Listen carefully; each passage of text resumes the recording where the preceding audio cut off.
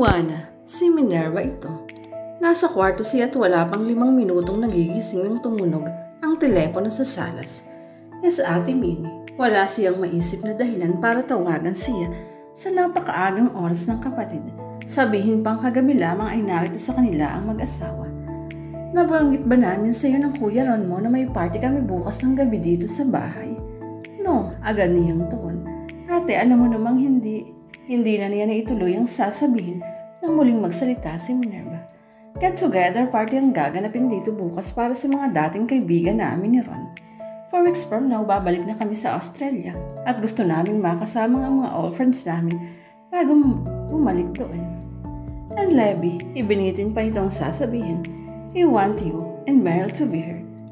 But, mabilis na nag-isip ng maidadahilan si Luana. Please Luana, iyon lang na naman ang favor na hihilingin namin sa iyo ng Kuya Ron mo. Huwag mo naman kaming tanggihan this time. Nakikiusap ang babae. Papabuntong hininga si Luana. Okay, we will be there. Ilang beses na lang hindi niya napahindian ang kaisa-isang kapatid. Thank you, Luana. Punong-puno ng pasasalamat ang tinig ni Minerva. Hindi mo lang alam kung gaano mo ako napaligaya dahil sa pagpayag mo sa kahilingan ko. Mahina ang boses sa talatang may pinipigil na emosyon. Saglit na nawala ng kibo si Luana. By the way, be ready at 4 mamaya. What? Nagulat siya. Hindi ba bukas pa ng gabi ang party ninyo? Yeah, but mas convenient kung nandito na kayo ngayong gabi. Marami nga asikasuhin si Ron, kaya hindi kayo masusundo bukas. Tututol pa sana si Luana, ngunit nagpilit pa rin si Minerva. Ibinaba nito ang telepono nang masabi ang gustong sabihin. Maghapong excited si Meryl nang malamang makakapunta na rin ito sa wakas sa bahay sa Dasmariñas Village. Matagal na kasing hinihiling ng bata na dumalaw sa lugar na dating tinitirhan ng ina. Doon ba kayo nakatira ni Auntie Minnie when you were both young girls? Bihis na si Meryl. Pinanonood ang ginagawang pag-impake ni Luana ng ilang gamit na dadalhin nila. Oo, kasama ng lolo at lola mo. Talaga bang very big ang bahay ni na Lola Amelia at Lolo George? Yumakap ito sa bewang ng nakayukong si Luana. I'm really excited talaga.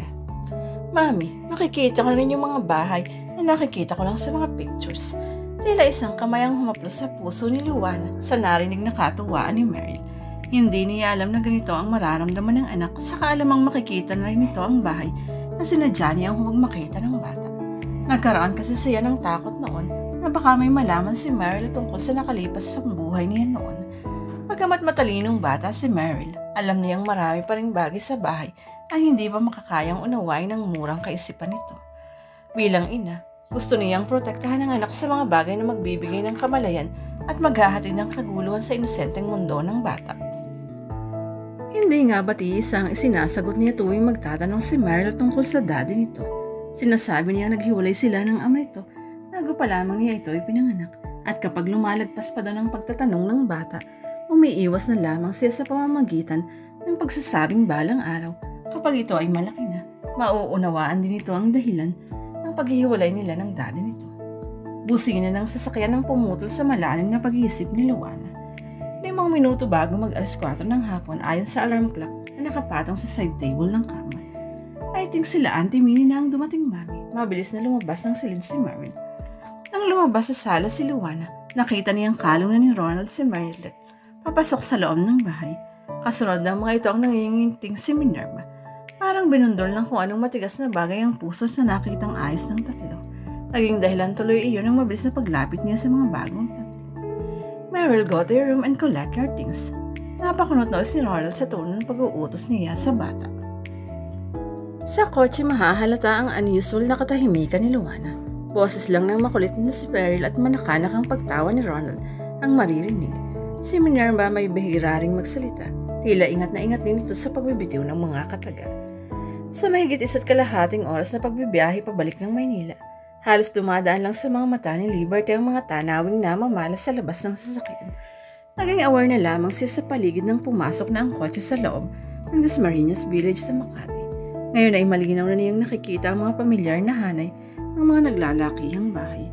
Walang tumatabing na bakod kaya malayang nakapasok sa driveway nang tila mansyong bahay na yun ang kotse ni Ronald. This is beautiful, Mami. Nakababa na ng sasakyan si Meryl. Tuwang-tuwa nitong pinagmamasdan ng paligid. Someday magiging sa'yo na rin ang bahay. Na ito, yumuko si Minerva. Hinawakan ng magkabilang pising ni Meryl. Gusto mong makita ang playground sa likod? May swing at slide doon. Masuyo ang tono nito. Kagad namang hinila ni Luana ang kamay ng anak. Magpalit ka muna ng damit pambahay, anak. Pag-uutos niya. Para namang napahiya ang dumistansyang si Minerva. Sila na ba ang anak? Ang anak mo, Luana? Ang mayordomang si Aling Luming. Pinangungunahan ng 3 uniformadong katulong. Totoo nga ang sinabi ni Minerva. Hindi na niya kilala ang mga yun. Tanging si Aling Luming na lang natitira sa 4 ding katulong na iniwanan niya noon dito. Meryl nga ba ang pangalan mo?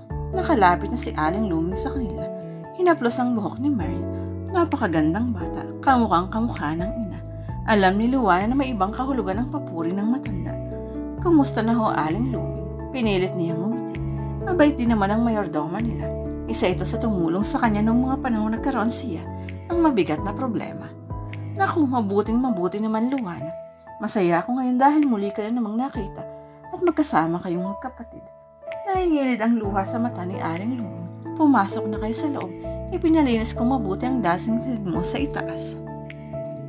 Walang nabago sa dating silid na simula pagkabata ay inukupan na niya. Naroon pa rin ang lahat ng kasangkapan. Ang colored TV, ang typewriter na nakapatong sa study table, ang personal refrigerator at ang lahat ng stop toys niya. Ang paboritong bedsheet pillowcase at ang mga kortinang katerno ang siyang palamuti ngayon ang silid. 4 na taon din siyang nawala sa bahay na ito. Ngunit pakiramdam niya kahapon lamang nang huli niyang nakita ang kwartong ito. Parang kahapon lamang ay 18 siya. Parang kahapon lamang ay ipinilig niya ang ulo. Iwinaksi ang isang pangyayaring gustong alalahanin ng isip. Wala sa sariling nagpalakad-lakad si Luana sa kabuuan ng silid. Wala rin sa loob na nahaplos niya ang lumang tukodor malapit sa pinto ng bathroom. Naakit siyang buksan ang unang drawer. Naroon pa rin ang lahat ng mga abubot at mga accessories niya. Isang bagay ang labis na nakatawag ng pansin sa kanya. Dahan-dahan niyang dinampot ang lumang pitakang gamit noong 18 anyos siya. Nanginginig ang kamay na binuksan iyon. Parang may gustong tiyakin sa sarili. Naroon, buhay na buhay ang larawang iyon ni. Tinatambol ang puso niya habang nakatungay sa lumang larawang. Ibinigay sa kanya ilang taon na ngayon ang nakakalipas.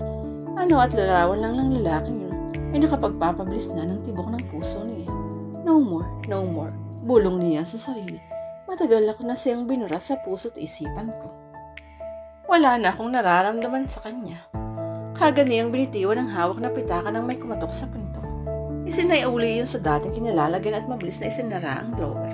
Umukas ang pinto ng silid bago pa niya malapitan iyon. Masiglang pumasok si Meryl. Saglit nga pala niyang nakalimutan ng anak. Napansin niyang bis na ito ng pambahay. Tinulungan ako ni Uncle Ron na magbihis. Hinila siya sa kanya. Come and see my room, Mommy. It's really beautiful. Guestroom ang kwartong napunta kay Meryl. Lihim siyang humanga sa bagong kayusan ng silid. Tamang-tama ang style sa batang katulad ni Meryl. Napataas ang kilay ng marinig mula sa anak na personal daw na pinamahalaan ni Minerva ang pag-aayos ng kwartong para sa pamangkin. Gusto na tuloy niyang pagdudahan ng sobrang atensyon na ipinakikita ng mag-asawa kay Meryl. Sabik marahil sa bata dahil sa 3 taong pagsasama ng mga ito ay wala pang anak ang mag-asawa. Yun ang katwiran ng isip. Ngunit iba naman ang idinidikto ng pusong ina niya. 7:00 ng gabi. Maririnig mula sa drawing room ang pinagkakatipunan nilang 4 ang ugong ng sasakyang palapit sa harapan ng bahay. Ilang saglit pa ay pinatay na ng sinumang sakay niyon ang makina ng kotse. Walang anuman na tumaya si Ronald sa inuupuan nito. Sinipat ang rilong pangbisig saka sumilip sa bintanang kaharap sa garahe. Ayon sa ekspresyon ng mukha ni Ronald, inaasahan na nito ang pagdating ng panauhin. Aaron is always punctual, mahinang wika ng lalaki. Halos bulong lamang iyon, ngunit dahil malapit sa pandinig ng pasto ng bayaw, mistulang bombang sumabog yun sa pandinig niya. Napahigpit ang kapit niya sa hawakan ng sopang inuupuan. Si Aaron, gimbal ang tinig niya. Narito ang lalaki. Isang Aaron lang ang kilala niyang karelasyon sa dugo ng bayaw na si Ronald. Naramdaman ni Luana ang bagyang pangalong ng tuhod nang marinig ang pagdodoorbell ng bagong dating. Dark business suit. Iyon ang unang rumistro sa utak ni Luana nang pumasok ang lalaki sa drawing room kasabay ni Ronald. Ang damit na lalo lang nagbigay ng nakakatakot na anyo sa madilim ngunit gwapong mukha ng lalaki. Ni pagkagulat o anuman ay walang mababasa sa seryosong mukha nito. Kung susuriin, sa iisang tao lamang nakatutok ang matiim na mata, na kay Luana na sa kasalukuyan ay wala namang kakilos-kilos sa inuupuan. masasabi ng mata sa pangkaraniwan si Ronald. Ngunit mababa pa rin ito sa 2 o 3 pulgada kung ihahambing sa katabing si Aaron Lacson. Si Aaron, walang nabago sa itsura ng lalaki. Sa halos 4 na taong lumipas, katulad pa rin ito ng dati. Kung meron mga ipinagbago, iyon ay ang pagmamature na lalo lamang nakadagdag sa mysterious look at magnetism appeal ng lalaki. Hi Aaron, si Minerva. Lumapit at tumalik sa pisngi ng lalaki. You never broken a promise talaga ha? I almost did. Nakangiti ngut seryoso pa rin ang mukha. I didn't know if I could still make it until the last minute. Bakit? Late na bang natapos ang meeting ninyo? Interesadong tanong ni Minerva. Nagya lang tumango si Aaron. Lumigid ang tingin sa 2 pang taong natiling nakaupo sa sopa. Huling-huli ito ang matabang pagmamasid ni Luana. Tumagal ng ilang saglit ang pagtatama ng mga paningin nila ng lalaki. Na-imagine nga lang ba niya ang pagdidilim ng mukha ni Aaron nang dumako ang mata nito sa katabi niyang si Mary. Automatikong naiakbay niyang isang kamay sa balikat ng anak. Isang paraan iyon ng protection laban sa matatalim na mata ni Aaron. Do you still remember my little sister Aaron? Nilapitan ni Minerva ang kapatid. Malakas na tumawa ng dahan-dahang tumango ang tinatanong. Of course, makakalimutan mo ba si Luana? I believe that you did fancy her once. Ate, bulalas na sa bahay ni Luana sa kapatid. Oh, I'm sorry, Luana. Paghingi ng paumanhin ni Minerva, naalalang napakasensitive nga pala ni Luana kapag tinutokso niya sa kahit na sinong lalaki. Lalong-lalo na kay Aaron noon, nagbibiro lang ako.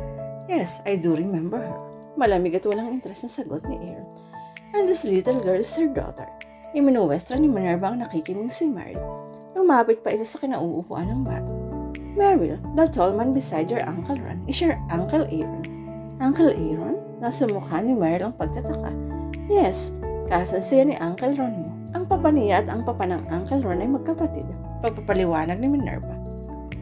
Sa sinabi ni Minerva, naalala ni Luana wala rin sa hinagap niya na ang binatang madalas ikwento sa sulat at sa long distance call ng kanyang ating Minerva ay mismong kamag-anak pala.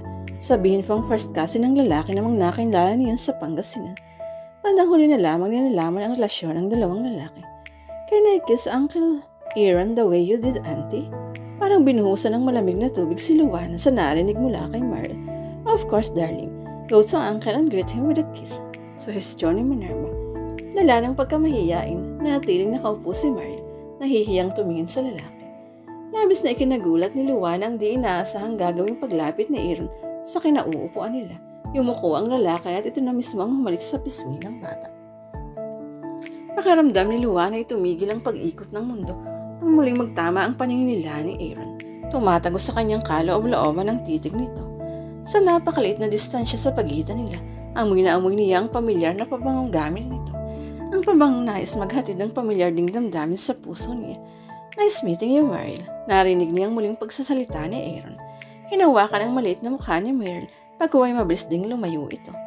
Can we proceed now to our talk? Business-like ang tono ng panalita ni Aaron. Bumaling ang pansin sa pinsang si Ron. Of course, sa study room na tayo mag-usap. Si Ronald. Oh no, where's our good manners? Naibulalas ni Minerva. Hindi man lang natin inalok ng kahit anong inumin sa Aaron. We will have our drinks in the study room, honey. Napangiti si Ron. Sandaling sumulyap sa pinsan at nang makitang tumango ito, ay nagpauna ng lumakad patungong silid-aklatan. Business time again. Napapailing na wika ni Minerva nang maiwan silang 3 sa drawing room. As usual na sunod na naman si Aaron. Paano ba naman makakapag-asawang lalaking yun? Puro pagpapalaki ng negosyo ang inaatupag. Nang walang maikwento si Luana ay nagpatuloy sa pagsasalita si Minerva. Hindi napapasin na interesado namang nakikinig ang kapatid.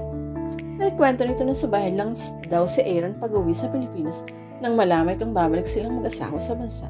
May aasikasuhin daw ang lalaki na ilang importanteng bagay na may kinalaman sa Philippine branch ng construction company na pinamamahalaan ito.